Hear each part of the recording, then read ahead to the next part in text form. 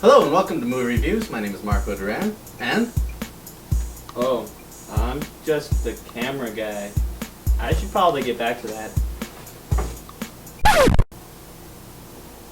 Alright, so we're going to be starting a series of movie reviews. We're going to review 2 films a week, one new and one old. We'll tell you what films we're about to review the next time so that you can follow along. I myself review films for various websites, and I was asked to be here to help out with this and to meet my co-host, whom I've never met, and who's not here. Very professional of him. Oh, hey. Who are you? Some call me Tim. You kind of look... Why are you dressed like that? They're comfortable. Alright. You're gonna do movie reviews, right? Oh yeah. Okay. Okay.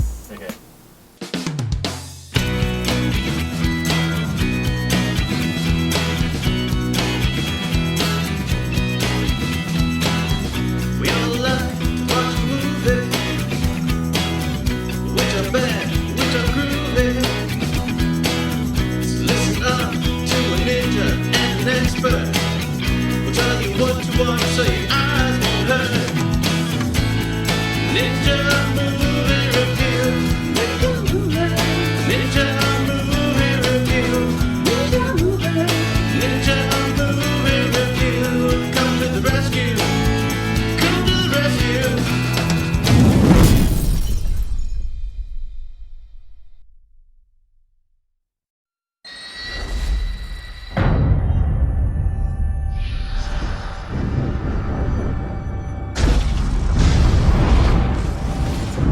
Alright, so the first film we're gonna be discussing is the new film by Robert Rodriguez called Machete. It stars Danny Trejo, Robert De Niro, Jessica Alba, Cheech Marin, Steven Seagal, Michelle Rodriguez, and Lindsay Lohan as a drug-addled whore, which I'm sure was a big stretch for her.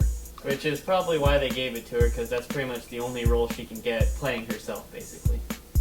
She was very convincing in that role. I think they probably cast her because of her experience. When she picked up a gun and like tried to do other stuff, I was like, I don't buy it anymore. I wanted to say first of all about Danny Trejo. It's not often that you see people who are not beautiful be lead characters in a movie. But the thing is really Danny Trejo, this is him being sad. And this is him being happy. And this is him being angry. And this is him being in love. Danny Trejo, they gave him very few lines. He is good at action and not much else, but still the film didn't call for him to be good at much else besides just kicking butt. That's what he did. I thought that was great. Really? So you like those action sequences? I did. It didn't take itself very seriously. No, it did. That was one of my first questions. Was I supposed to take this seriously? No. I mean, not at all? Because it had like those themes in there that like you're supposed to... It had like a huge theme. Exactly, and that's what I wanted to get into. Of like, it's like a modern, a big issue right now. And they're like, they took a big issue and like made it into the super cheesy, funny movie. Yes. Like, I wanted to talk about that because when you have a guy bungee jumping off of some other guy's intestines... with his colon. I was like, what? Yeah, you can't put a main theme that's plaguing America right now into that and expect us to take that theme seriously. I completely agree with you with that. Yes. I thought that was out of place. Oh, yeah. However, if it didn't have that, I think that the film would have been much less interesting. They needed something. They needed some sort of substance. This movie started off as a goof trailer between the 2 movies that made it Grindhouse. I think that what he made with it was, and see, this is where I get stuck. Was it fun? I'm pretty stuck as well. Because there's a lot of stuff that happens in this film for no good reason. Especially when you cast a preacher with Cheech, no, it doesn't work. In the first 5 minutes of this film, you have at least 4 people that lose their heads and the completely naked girl.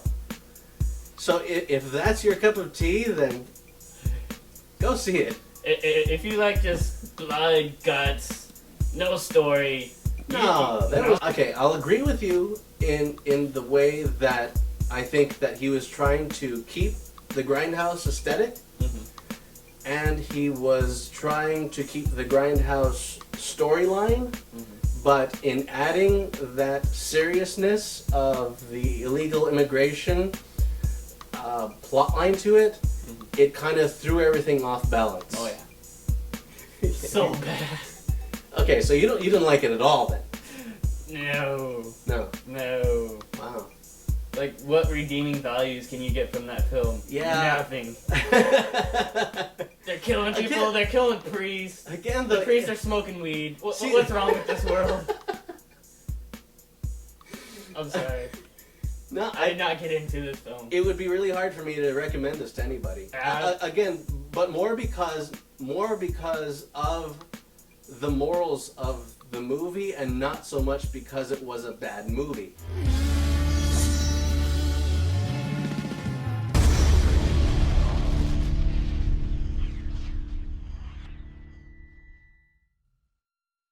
If you agree or disagree with our review, please send us an email at ninjamoviereviews@gmail.com or leave us a comment on our YouTube page. Movie review. Movie review.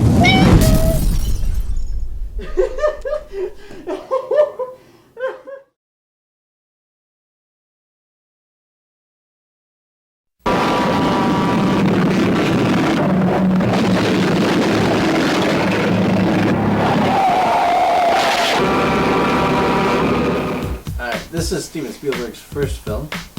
He had done other TV and other student films before this, but this was his first feature-length film. In fact, this was his first film that was made for TV to begin with, but it turned out so good that they added another 30 minutes to it and made it a feature-length film to release. It was shot in 13 days. It really shows his chops and how he was so young but still made such a suspenseful film. Really the only thing I have against it is the main character, David Mann. He was unlikable. Okay. You want to play a game? He was mean, and I kind of was rooting for the trucker to get him by the end of the film. I would agree with him. The main character, I didn't really like him that much. I thought not a lot of personality, and he was just pretty much a loser. Not gonna lie. I did like the film though. I did like the film for having 5 cameras, at his disposal. He used them well. He got some really cool shots, like in front of the truck, and it was all like going along the road, and I thought it was cool. I really did like that. And for being a movie that's just basically one long car chase, it's pretty suspenseful. I like that. I like he was able to keep the suspense up.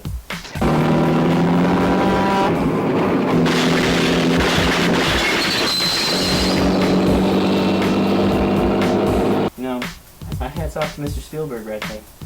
But, like he mentioned, first film, and he's already on top of the game. I don't know on top, but it's good.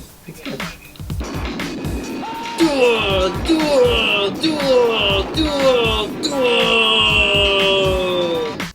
Stay tuned. Next episode we review The Sugarland Express.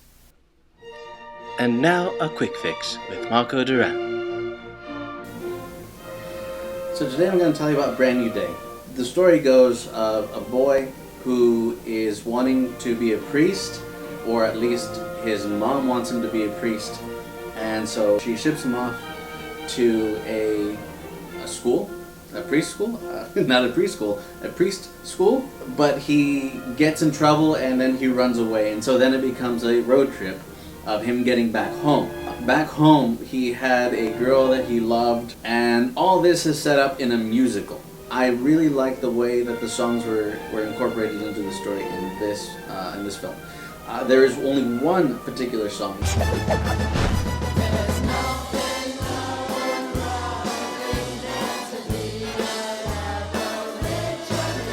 that I thought was not only was it a bad song, but it just took me out. And unfortunately, that's how they ended the film, is with this song. They had it beforehand, but they also ended it with it. Okay, so spoilers. This is what I really hated about the film.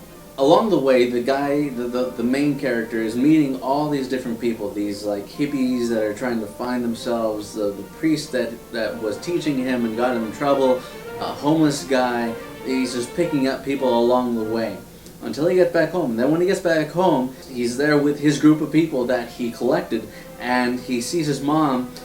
And then the mom like gives this exposition that all these people that he's collected along the way are all related. They're all related to him.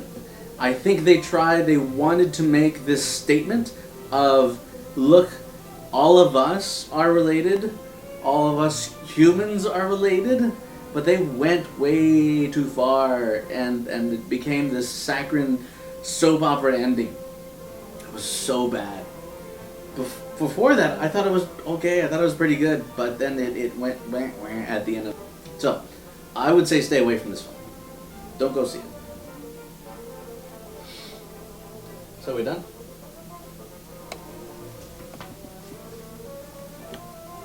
That was A Quick Fix with Marco Duran.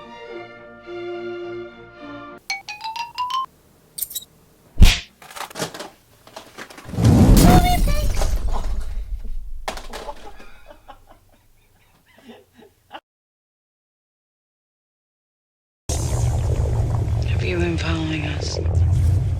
You saw my car? My movie pick for this week is a film that was released in 2007 as a double feature with Robert Rodriguez's Planet Terror. It is about what all Tarantino films are about, which is about talking and the power of words. Although some would say that the power of steel makes a strong showing. It features Rosario Dawson, Rose McGowan, Mary Elizabeth Winstead, Vanessa Ferlito, Zoe Bell, and a great performance by Kurt Russell as Stuntman Mike. My movie pick is Death Proof. You know I can't let you go.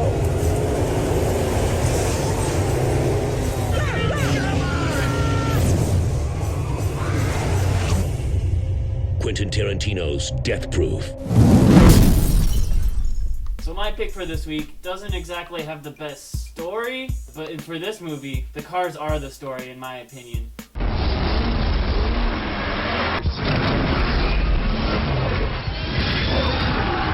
On the street, where reputations are made. There are many movies that try to portray this world, and I think this movie does it the best. And I love the cars in this movie. I actually bought a Mitsubishi Eclipse hoping to fix it up like the main car, but no. The director is Rob Cohen, and it stars Vin Diesel and Paul Walker.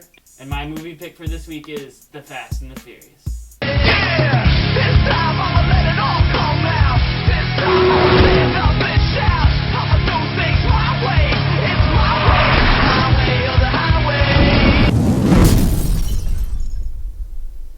Please send us your favorite car film to ninjamoviereviews@gmail.com.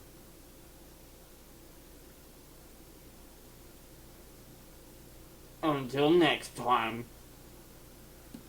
I'll catch you on the flip side. Hasta la vista, baby. Don't say goodbye. Say good journey. This conversation can serve no purpose anymore. Goodbye. He's looking at you, kid. Good journey.